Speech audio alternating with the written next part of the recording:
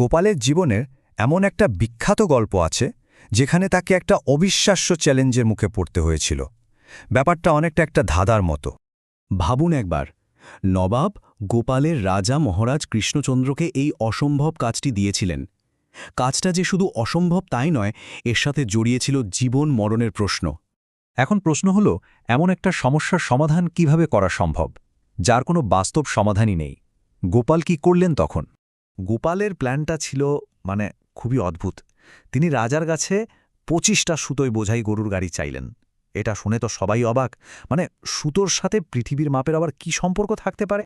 আর এইখানেই ছিল গোপালের মাস্টার স্ট্রোক। তিনি নবাবকে সোজাসুজি বললেন, এই নিন পৃথিবীর মাপ, আমার হিসেবে কোনো ভুল নেই। যদি সন্দেহ হয় তাহলে এই 25 গাড়ি সুতোর নিজেই মেপে দেখতে পারেন। গোপাল কি চালাকির সাথে পুরো প্রমাণের বোঝাটাই নবাবের ঘাড়ে চাপিয়ে দিলেন, দেখলেন তো? আর এই অসাধারণ বুদ্ধির জোরেই কিন্তু তিনি জিতে গেলেন। আর পুরস্কার? পুরো 1000 সোনার মোহর। এটা ছিল তার বুদ্ধির জাদুর জয়।